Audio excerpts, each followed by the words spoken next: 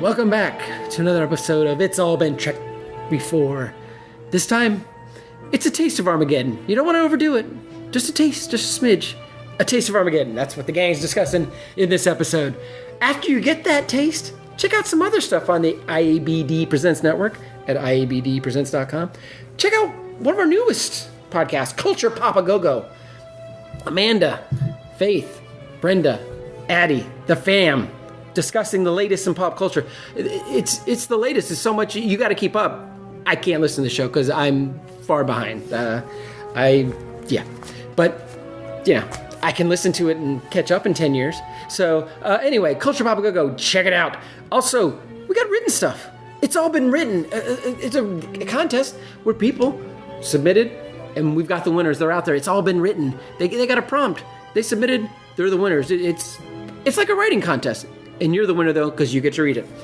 And you're the winner now because you get to listen to us discuss. Discuss. A Taste of Armageddon here on It's All Been Trekked Before. Welcome out to another episode of It's All Been Trekked Before. Many of your regular hosts are here. Yes. Stephen here. Keith is also here. Are you? Yes. Okay. And Jimmy-Jerome. Jimmy-Jerome. Keith will be here for another few minutes, and then he has to report to his disintegration chamber.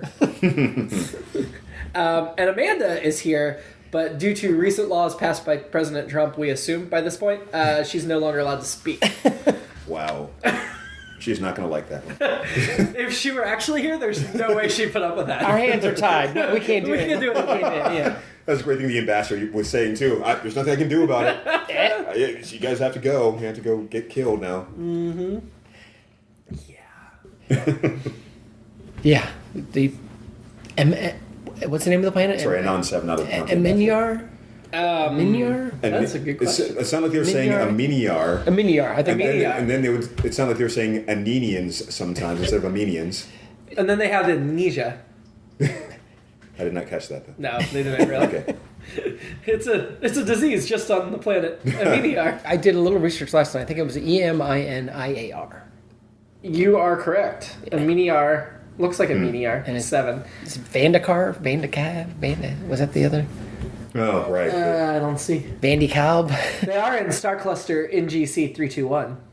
Which I thought was interesting, right at the top there. Yeah, I don't know what a star cluster is, but It sounded like a starship at first. That's what I thought. Like the first time we heard it, I thought that's what we were talking about, but no. it It's sounded a very cluster of scientific. stars. I don't know if it's an actual thing, but I assume it's a imagine. cluster of Yeah. stars. Right? Some stars Must in be a close lot of vicinity them. to one another. I mean, first impressions. What did you think of this episode? You go, Keith. I was impressed.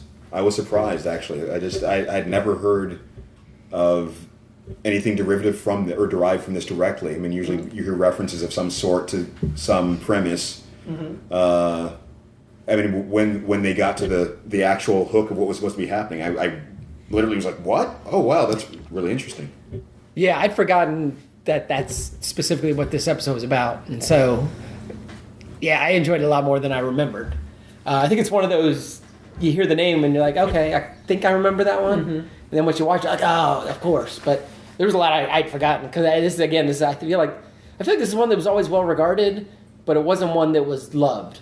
So back in the day. Well, it lacked very many character moments. It was very focused on the story. Whereas I feel, and it wasn't very funny, and I feel like a lot of the best regarded episodes were funny and had a lot of character stuff. However, this is one of the most interesting concepts that they tackle. Indeed. Definitely science fiction, Yeah. rather than a Western era military thing revamped. Yep. And maybe the reason we haven't had a lot of derivations from it is I don't know that you can really top what they did. I think it was handled just about as well as you could in this format. Yeah. It made me think of war games when they're literally playing the war games, the computer, and then the computer finally decides that, the best way to play the game is to not play the game. So I feel like war games might owe a little bit. Just a bit? Just a little. Scotch? Just a little. And I'm sure, obviously it was 66, so... 67, right? By this Or point. 67, yeah. And War Games was 84, and so at both points we were heavy in the in the end of the world kind of stuff with the Russians and everything. Not like now. It's all clear sailing. Man. How is it happening? I don't understand. It's just like they're just rolling back the clock somehow. We're just rolling back the calendars. Yep. Just Yep. Anyway. but that said, I think I wrote down War Games somewhere in here, but it reminded me of that too. Other than War Games was setting a similar message, just wasn't. It was not so much as much as sci-fi. I think it was more of a. It's 1984, or actually 82, I think. 82 and I was gonna say if it was 84, Yeah. they should have just done 1984. yeah, they should have. But I think it was 82 actually. No, I think it Which is a great book. One of my favorite books of all time. But I digress. But yeah, I've so never doing this. the concept of essentially computer simulations decide who lives and who dies. So that raises an interesting point to me, is we've had similar debates with the prevalence of drone warfare now. Yeah, That they are still causing physical damage and death, but the people flying them are not Right. putting themselves in danger. Exactly. They're sitting in a room Exactly. and they're removed and sanitized from the violence they're causing. yeah. And I think Kirk's point about you have to have the destruction, otherwise there's no reason to stop, still holds true and is valid. Yeah, Yeah. there is something, and this probably plays in the same thing, which is, man, we're getting super into that. With the drones and everything, we in America still enjoy all of our culture and everything. We're doing a podcast right now. We're sitting around watching Star Trek, while in these countries people are getting bombed with drones. And that's kind of in the episode. They're like, well, certain people have to die, but we can maintain our art. Nothing gets destroyed. Our buildings and our culture and all that goes on. But it's. In this country, we're only really endangered by our fellow citizens shooting us with guns. Of course, sure. Right. Of course, yeah. Yeah. Other than that, we're pretty safe. And actually, they do it. It seems like at movie theaters half the time. So maybe Movie theaters and schools. That's right. Yeah. But malls. so there is that dichotomy here. It's obviously this is an extreme example on this show, in this episode. But I think that's what makes it really interesting. So Kirk's argument makes sense, but Anon Sevens also is, and what they've been doing makes sense. The fact that it's going on for 500 years is really. Anon Seven's argument sounds really good on paper. Yeah, on paper. It's like communism, right? Sounds really good on paper. It doesn't necessarily translate to the real world. Yeah, it hasn't been exercised quite the right way. It works well if you're not one of the people that has to get in a disintegration chamber. Right. Which, those disintegration chambers, remarkably efficient. Nothing is left. I don't think they're that efficient, though, because they can only do one person at a time, and they're pretty big chambers. I think the one person at a time might be their one thing, like, you know what, we're going to give you this. Okay. You don't have to crowd in here. Oh, I see. Yeah, and I feel like, and I thought of Give this them a too. final moment. I feel like this was, if they loaded a bunch of people in there, people would have connected to the Holocaust, and nobody wanted to watch that. That's what I think. Okay. At this point, they were 20 years out of the Holocaust. It would have still been in the memories of most. That's what I thought. And I thought that it was interesting that people just showed up in the normal garb and just walked right in. Nobody fought it. I wonder how many people actually knew what was happening.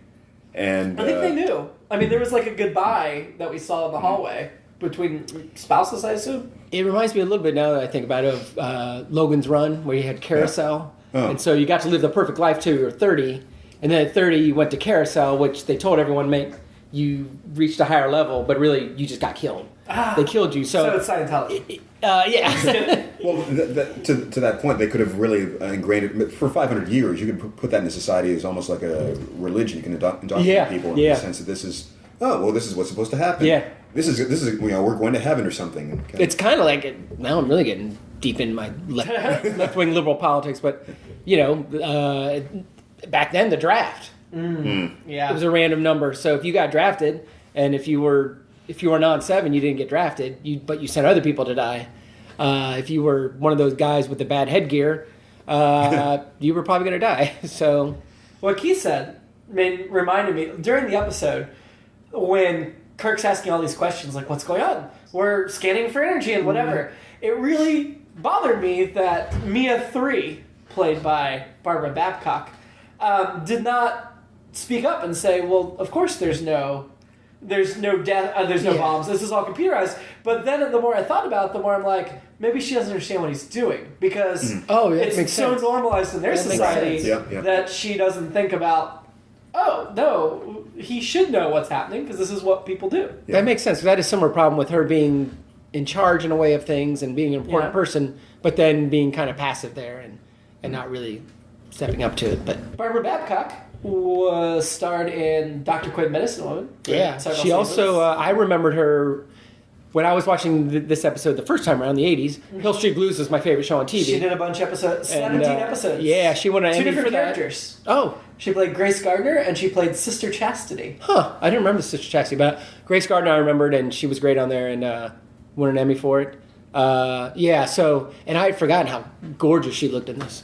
She also did 16 episodes of Dallas. She's got a lot of credits. Yeah. She was around and active she was in 2 episodes of The Lieutenant, which may Oh, be yeah, that makes sense. why she was brought into Star Trek. And I don't know if she's still active, but she's still alive. Her last credits are 2002.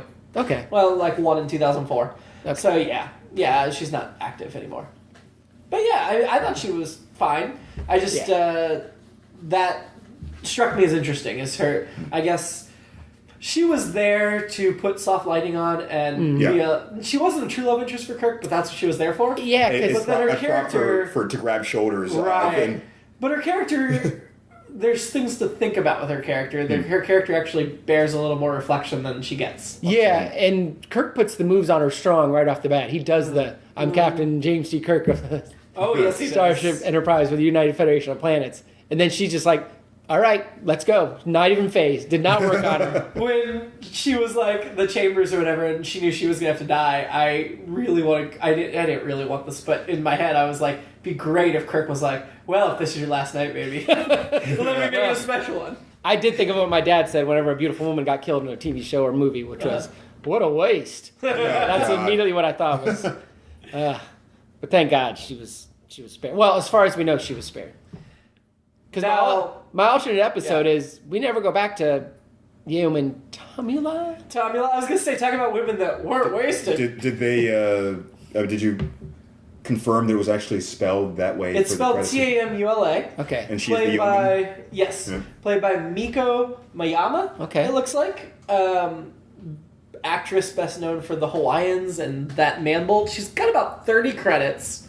Last one being an episode of MASH in the late 70s. Oh, wow. Of course, she was in that. That makes absolute sense because they were trying to use all the Asian actors in MASH. Like a lot of guest spots in shows, but nothing stand out. Like she did an episode of F Troop, then an episode of Hey Landlord. Yeah, when she first was on, I was immediately like, she was the signing Yeoman at the beginning of the episode. And then she got to beam down. I'm like, okay, maybe I completely blocked her out of my memory. Okay, apparently I did. How many lines did she end up having, Keith? Or words? 27. 27 words, okay. But I did like that she got left with Barbara Babcock's character. What was her name? Mia? Mia 3. Mia 3. They all have numbers. Mia 3.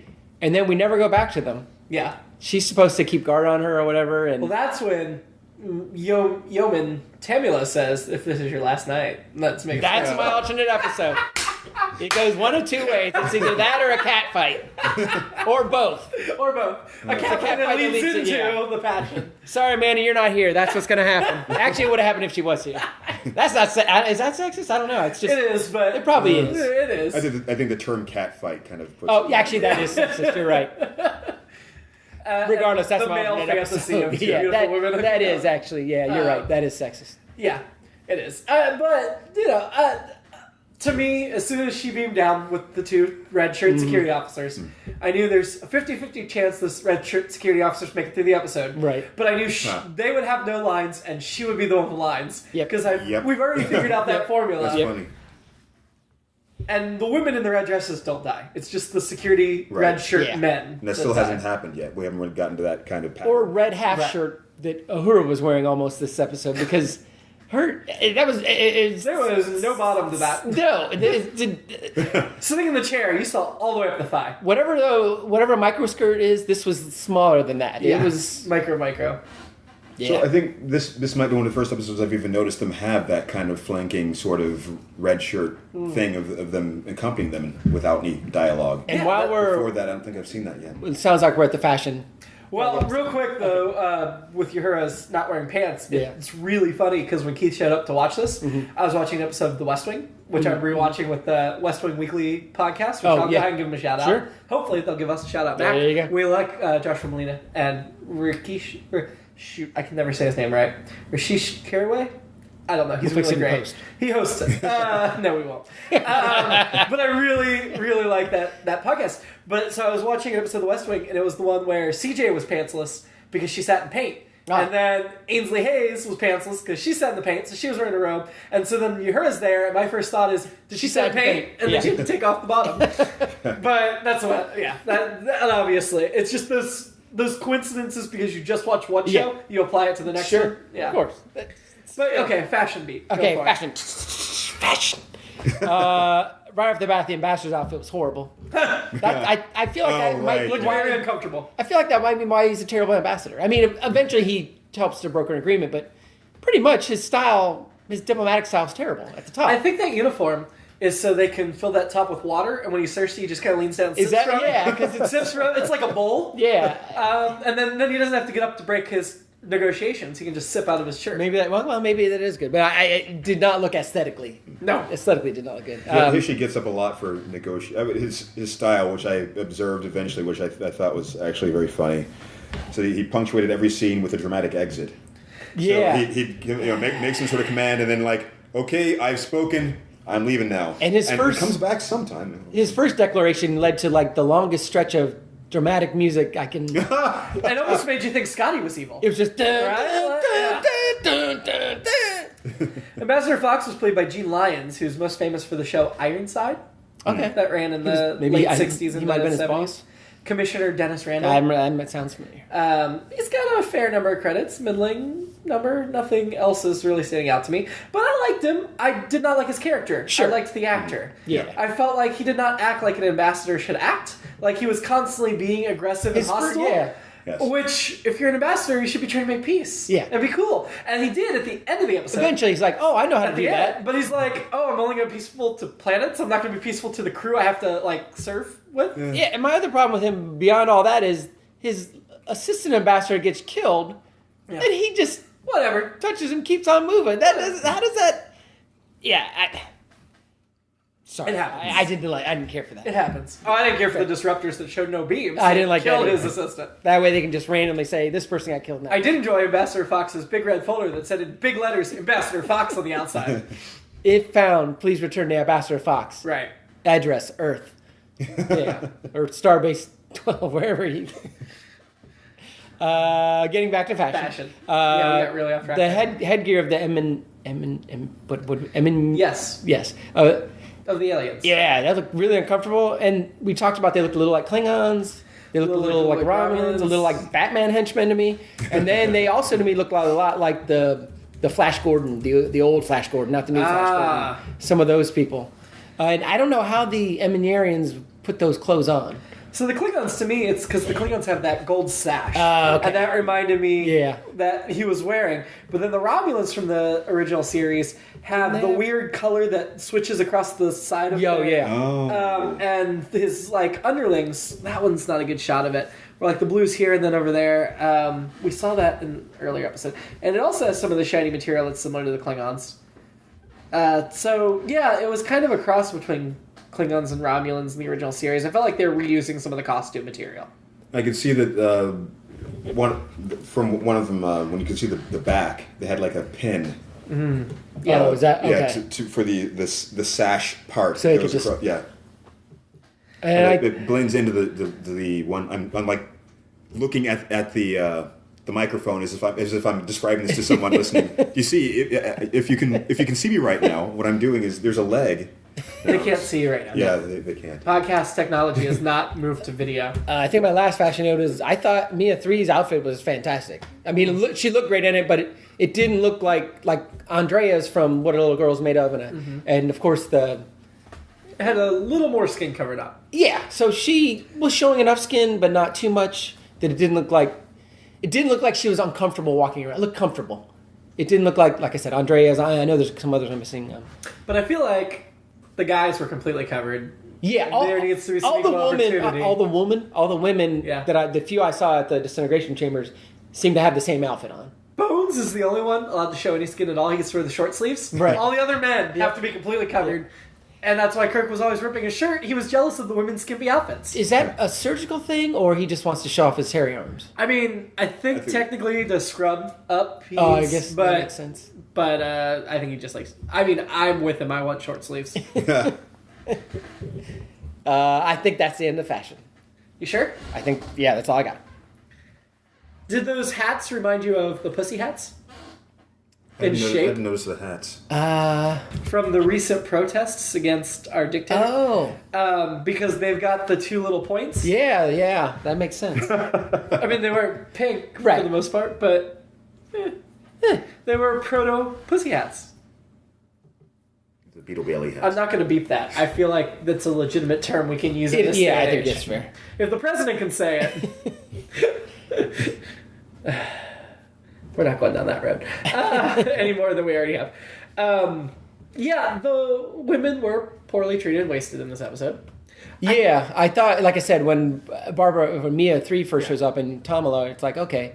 I mean, I did like that Tamala did her job. Yeah. She was treated with respect. She did her job.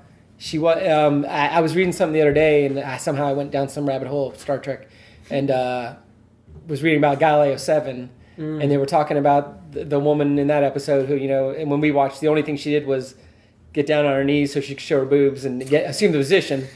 And apparently that's, in some Star Trek lore, that's a big deal, is that Galileo 7, everyone's trying to get out of there alive. She does absolutely nothing. So I applaud that in this one, Tamila does her job, and, she's not used gratuitously in that sense. So I thought that was a positive. Not like a danger prop or anything. Yeah, she's not she doesn't get in a Cinderella outfit. She's not, other than the military issued, Starfleet issued short uniform. Mm-hmm. She doesn't get placed in any other situation like that. But it still would have been nice to have more. And I thought Mia, after having forgotten that she was in the episode, I thought, oh, she's a bigger presence in the episode, and turns out she's not really. So. Which I feel like if they tried to make her a bigger presence, it would have hurt the episode. I think you're right, because I thought, I was fine with David Opatashu, I think is the guy who played Anon 7. Yeah, and I thought he was really good. David Opapa. Yeah, I think it would be perfectly valid that his character was female if they wanted to go that way, or other council members, but her character was just not developed. Yeah, David has 140 IMDb credits. Yeah. So he was very, very active. Yeah, I thought he was really good in the episode. I thought he was fantastic. He was perfect for that guy. Fantastic, yeah. And he also, my ex-wife, that was when we were first dating, that was her brush with greatness. She met him in Vegas. Oh, I thought you were going to say her freebie or something. No. Well, he died in 1996. That one guy. So. That would still be Tom. He's been dead for 20 years. So this was early 90s, late 80s, and I think she just went up to him and said, "You're famous." And so he said, "Thank you." I think that was the extent of it. So anytime he popped up on TV, she was like, I met him. I thought he was a good absolutely fantastic in this episode. Yeah. He really conveyed that way of thinking, that idea and that concept, and really believed in it. And I didn't see him as villainous. That's what I was gonna say. You don't. He doesn't think he's evil, and he isn't really. He's not. It's that's just the way they've done it, and Although, all right, so here we go. I was.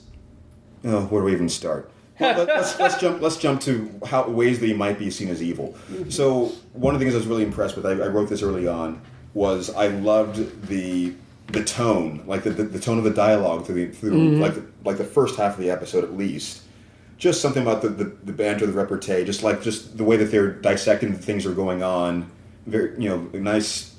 What you would expect a serious military entity to how they would interact with people, other than by contrasting with certain other episodes or something. They were more military in this episode than most of the time. Starfleet was. Yeah, it was just and sometimes they would inject a little very dry wit into what they were saying, but it was it was there.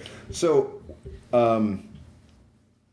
in my mind, these are very clinical and not necessarily cold people, but transparent, right? Mm-hmm. And so you get to the toward the end when they're like, well, we have to kill this starship full of people no matter what. Now it's time to pretend that I'm Kirk. It's time to lure them down to the planet by any means necessary, lying to them openly. But Anon 7 makes great point talking to Kirk again, and this is why I don't see him as villain this, where he says, if we don't kill you, your hundreds of people, hundreds of millions are going to die. Right. So he's trying to save his planet. My other thought with that was he doesn't want other starships to come. Yeah, they warned him off. Yeah. I mean, he said, don't come. Or you came. Code 710. Yeah. Well, so here's the other facet of that.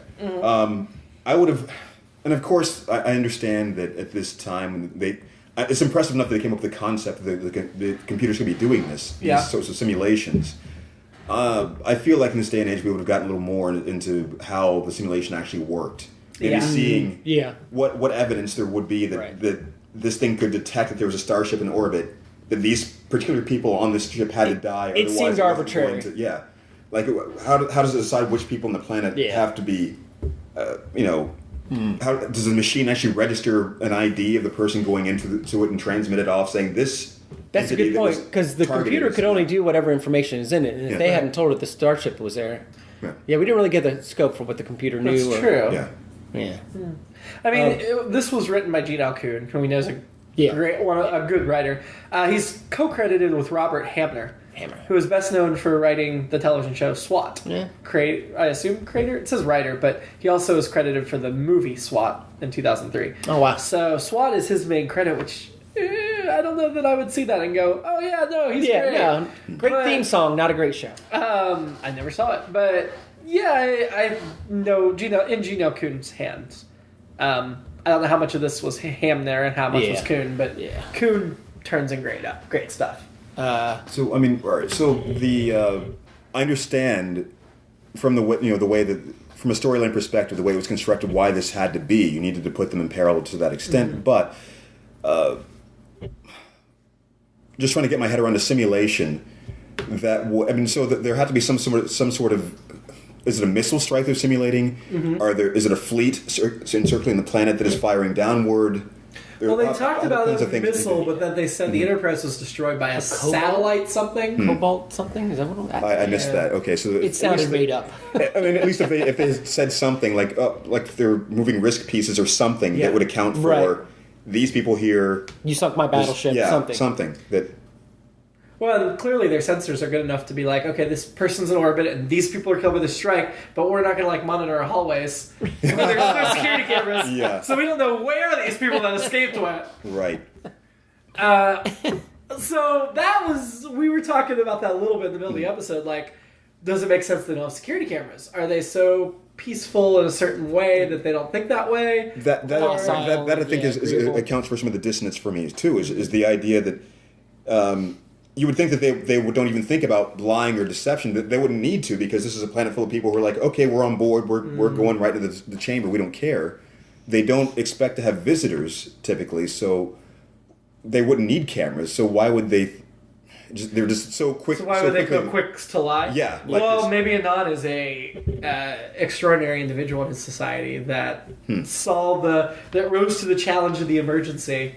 But they didn't develop that. But I'm saying that could have been an interesting plot. Like if the other council members are like, well, we don't lie, or what are you doing? We don't understand. But they didn't do that, so. Not only that, but I mean, we were touching this earlier. The idea of Mina, whatever her name Mia was. 3. Mia 3.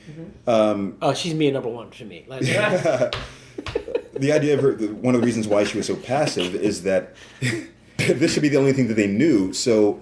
The deception also implies that he understood that this ship full of people would not approve of this action. I guess. Well, he's interacting with Kirk. He knows he doesn't want to do it, but he's going to such lengths that he understands that he can't alarm them in any way, and that they would expect these other things. And so it's like they would have needed to have been in contact with other people to know how to handle them. And how does he have that voice modulator that mimics Kirk's voice? Oh, God, yeah. I made a note that even back then, the first season of the show, there were a lot of people doing Shatner impersonations. I think that was just a recording of Shatner. Maybe the third. But Ruck did it. Oh, yeah. They did it, and I thought there was a third one somewhere in here. That was Shatner going, I just need more lines. Well, there was Shatner when Give me the guest stars he got lines. split, too. So I'm going to say there's like 3 Shatner impersonations. Oh, man. But, There were some fun lines in there. One of my favorite Spock lines in the entire series. I'd forgotten it was in this episode until right before he said it. Yeah. But you have a multi-legged creature crawling on your shoulder. Oh God, I actually had to go back and note that. I said, I love the formal cerebral tone of the dialogue. I had to come back up like 6 lines ago, and then Spock had to say multi-legged creature for the just. I loved that line. I do, but it felt out of place for the other. I get that, but I still love it. Yeah. Now, what was out of place for me was that Vulcan psychic thing through the door. Yeah, I was long thinking that distance too. mind meld. Yeah. Those are I would say the 2 things that kind of bump the episode down a few points for me. If I were going to be giving a score of some sort. We will do rankings. The long distance mind meld was very convenient. Very convenient. The other Spock line I liked is when they're explaining what they do on the planet. He's like, very logical. So you understand. Or no, he says, so you approve. Yeah. Oh, I do not approve.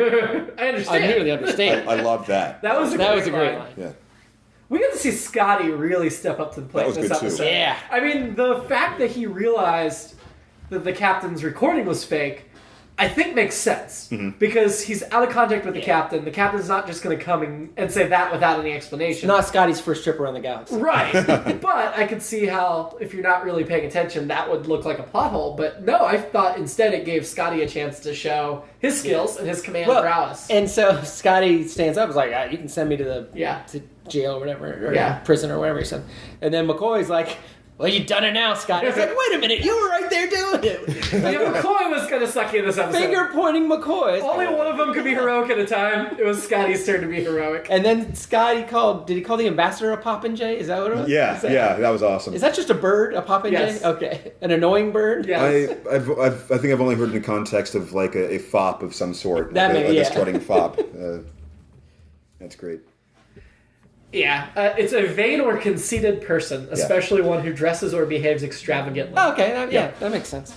The other thing that came up was, and I know this comes up other times, and I don't know that it ever happens, but I always was fascinated with this concept that the Enterprise can just destroy a planet. Yeah. If it wanted to. General Order 24, which I looked that up before we came over here because I was curious. Yeah. And that General Order is only mentioned twice in Star Trek, both times in the original series. Okay. And neither time does it actually go through with destroying the But planet. I feel like they talk about, not in that order, but destroying an entire planet. Yeah. Other times. I mean, the weaponry is very advanced. I could see. I mean, this isn't a space... Yeah. They're spacefaring enough to get to another planet in their own system, but I doubt they have, like, warp capability, or else they would have been out in the galaxy... This species. I would imagine it's obviously a last resort. Right. You wouldn't actually want it. It's a good thing, I guess, to threaten people with, but you wouldn't. And clearly the Prime Directive wasn't fully enforced yet, because they're supposed to stay away from warp societies. Well, or not interfere with them. The ambassador, he was ordering them to do that. Not only that, but that would have been kind of interesting. I can't remember if they've encountered anything quite like that in Next Generation, but the idea, the way that the Anon 7 was framing their dilemma made it sound like they had a legal obligation to die. Yeah. Yeah.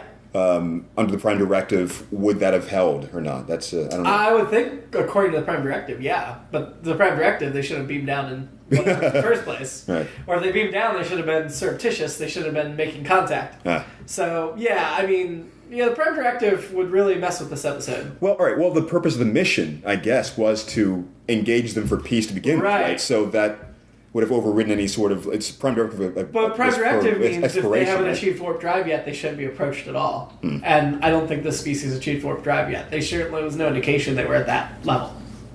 They seem to really... I mean, the buildings in society, they were implying that they were very advanced. I don't know. They were, but warp drive, they'd be able to travel between star systems.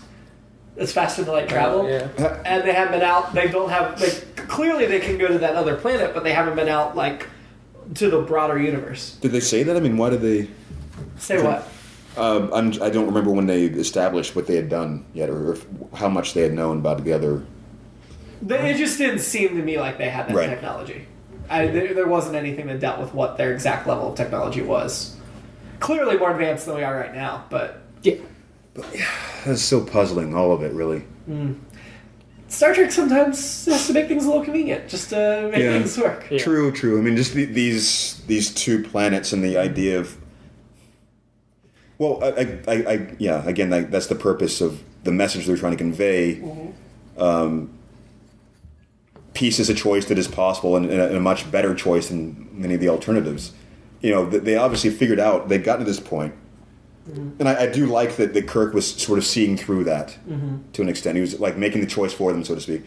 You've already demonstrated that you can stay on your planets and not attack each other. Just do that. Yeah. Yeah, for 500 years, that's all they've done. Kirk has some, at least, I don't know if they were great lines, but they were very Kirkian lines. He didn't start it, but he was going to finish it. Yeah. And then I think Anon 7 says something about, you expect your starship to destroy the planet with you on it? I'm counting on it! So, and then he got to really speechify there. I don't know if that's the first time he speechified, but... I don't think so. But I think we've seen it before. Definitely... Who was speechifying? Kirk at the end about, and you have to suffer the casualties of war and understand it. No, we've seen it. And we're going to blow up the... Yeah. Yeah, and I thought it was quite the calculated risk he took of... I mean, I felt like... I guess he has that authority as a starship commander to make these planets actually have war. This was, I mean, what we talked, if you're evaluating all the Star Treks, the original series, it is a Western. They're on the frontier. They take a little more initiative. Next Generation, Picard would never do that. But that's a different point in our advancement. Maybe this is the reason why they can't do those sorts. I mean, I guess I'm so ingrained. I mean, I did grow up with the original series and Next Gen, but it ingrained to me that Starfleet is not a warlike organization on its head. Even though this episode they were very military. But we've seen Kirk many times choose a peaceful path rather than warlike. So when he was talking about General Order 24, I thought it was a bluff. I did too. I didn't realize until I Googled it. No, there really is a General Order that allows them to destroy the planet. I was like, oh, that seems weird. That seems like leftover from Enterprise times. They just need to get rid of outdated law. They need to get rid of. Probably why it doesn't come back up in Next Generation or beyond. That makes sense. I thought there were a lot of, and I know you don't like this, Jimmy. I feel like Jimmy-Jerome. There are some things that Star Wars borrowed from this. Yeah, Star Wars is always ripping off Star Trek. Go for it. He says we're on a diplomatic mission, which is one of the first lines from Star Wars. And then did they use the term aggressive negotiation for diplomacy? I feel like it was implied if they didn't actually say it. Yeah, because they use that in episode 2. He says, "Is this your kind of diplomacy?" She says, "I call it aggressive negotiation." Oh, Spock, you're talking about the and then of course Order 66, from Revenge of the Sith.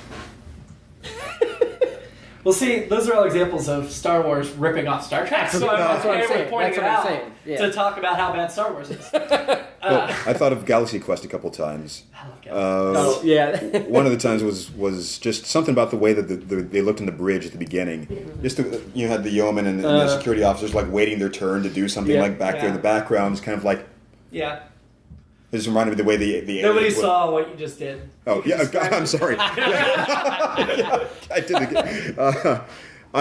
The way that they would Season sort of 2, we're going to get the cameras in. All right, they no, we're not. would sort of stiffly stand around in the background and just sort of watch what was going on ahead of them. For the people in the foreground, it reminded me of the way the aliens would kind of flank around in various scenes, almost as if they were imitating the show in that sense.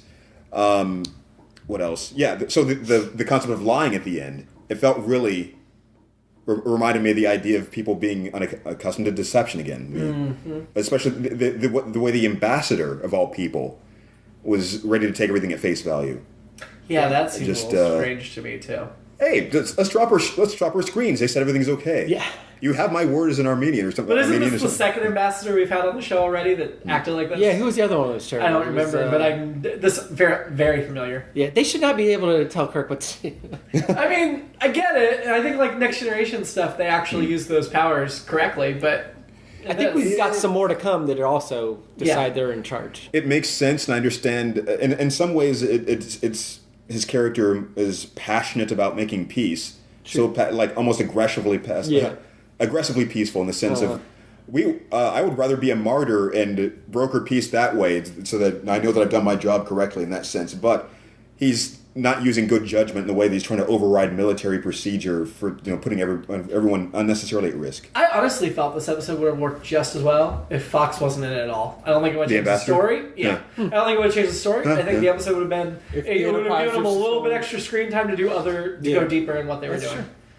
Because he really wasn't important. And he didn't really make any lasting effect on the plot. I have to think about that. I feel like he was there to add a sense of urgency to go in a certain direction sometimes. Yeah, but the Enterprise could have just gone there anyway to make contact. Is that your thought? Is they sent Kirk and yeah. But they wouldn't have had a reason to persist past the warning necessarily. Could the assistant ambassador? Could he order the? Kirk never needs a reason to go past the warning. Could the dead, rest in peace, assistant ambassador Bickley? I'm going to give him that name. Sure. Could he have ordered the Enterprise to go? I don't know.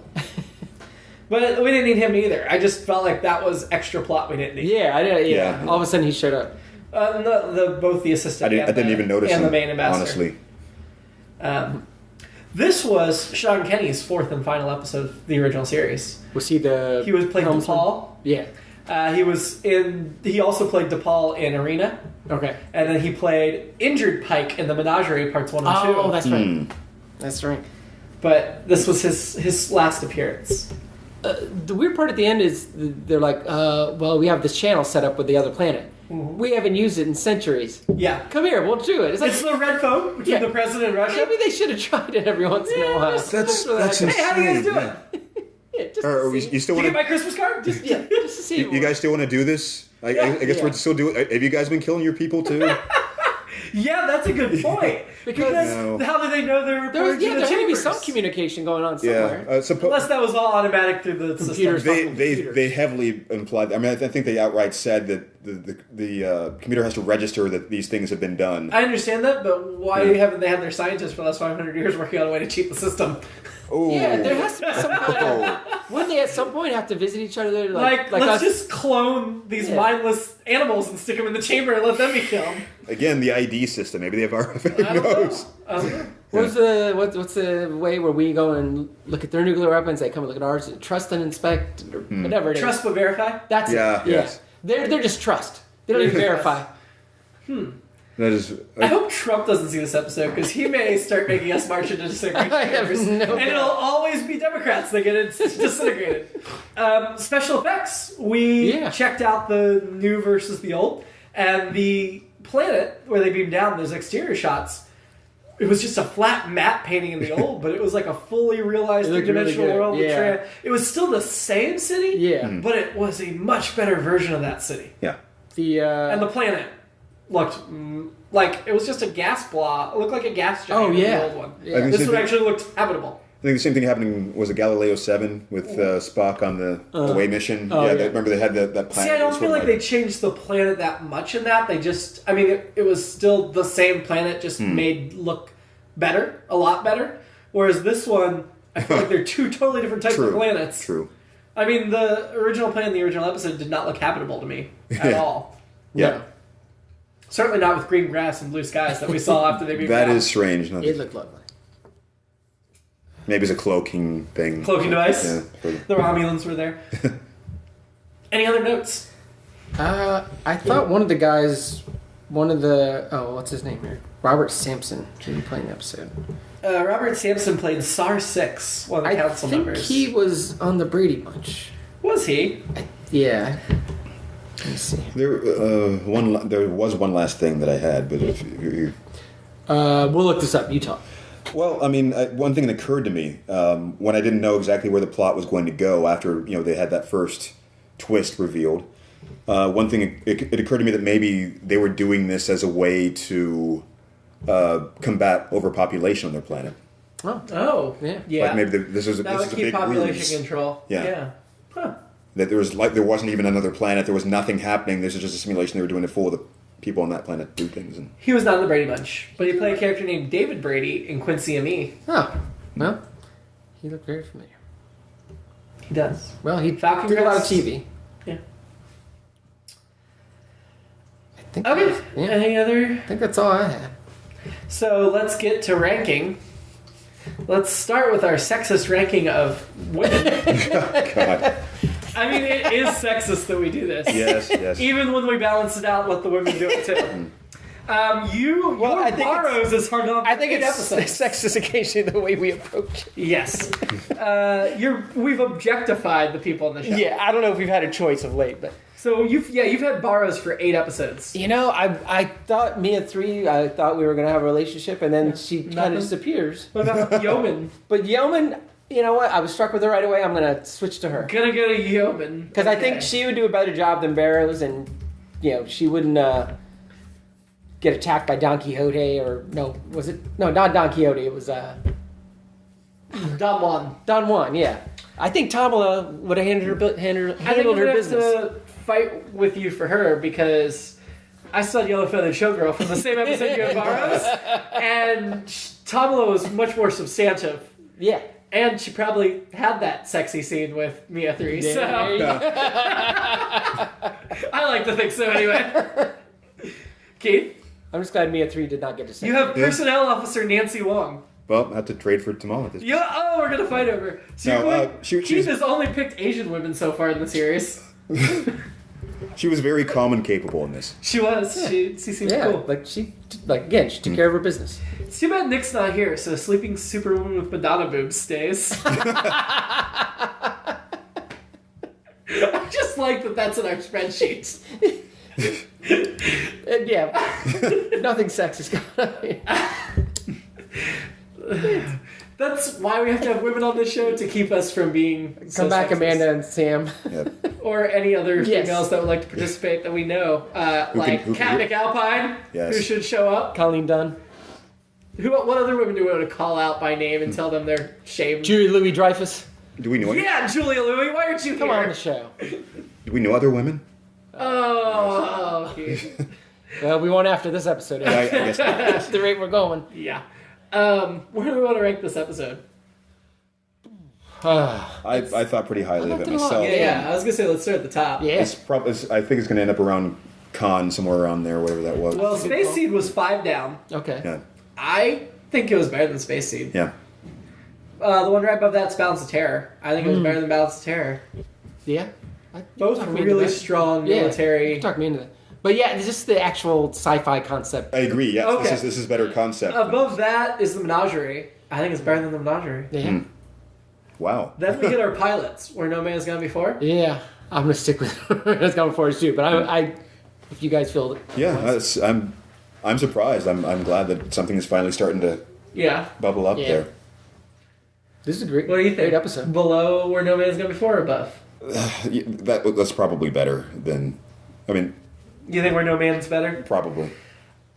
I honestly would have put it It's been- above, but I will It's been too. agree. I will go with you guys. it's- It's, no, it's- definitely up there. It's been too. It's been too long. It has been. So what we're gonna do is take a 2-hour break here to go watch both of them, and then we'll be right back. No, let's put it below the 2 pilots.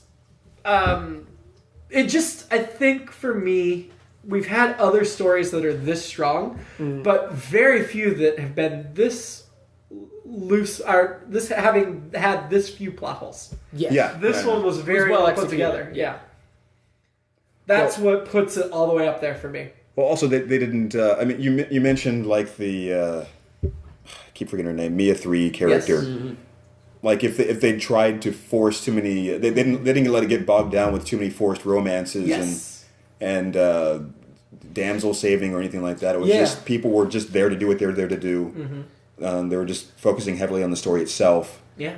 The concept was strong enough. Yeah, and I will say, other than us, this episode really wasn't sexist. No, it wasn't. It had some of the least sexism we've seen. Yeah, 'cause there was Mia- some sexism, but Sure. not a lot. Because Mia, again, was in charge, or Yeah. she met them, and She had some authority. yeah. I mean, the fact that the council was all men that was the sexist. problem. Yeah. But the yeoman, despite the waste of the words she said, she still had more words than the 2 security officers. Yeah, and again, Tom, but yeah, she. Uhura was wasted and just Yeah. showed off her thighs, but But yeah, I think to Keith's point, there were no Yeah. just for no reason. Right. Like I said, Kirk didn't kiss her. Kirk came down strong. He put the move strong on her. You know, he was announced he was Captain Kirk from the Starship Enterprise. From the Yeah. United Federation. But the way he said it was like, all right, there's a beautiful blonde here. We know all his past women they loved are blondes. Yeah. And she was having none of it. She was like, I'm here to work. It was almost as if like the idea of the war happening was too distracting. Yeah. Like it was like actually more important than trying to. Yeah. Yeah, what kind of war was this M&ER where they're more caught up with war than scoring? I don't know. Cool. Then we will next watch The Side of Paradise. All right. And we will return shortly. Yeah. In a week. But in an hour for us. But in a week for you guys. It might feel Have a like good week. It might feel like a week. We'll see. Yeah. Depends how much alcohol we have. We'll come back slightly drunker to discuss The Side of Paradise.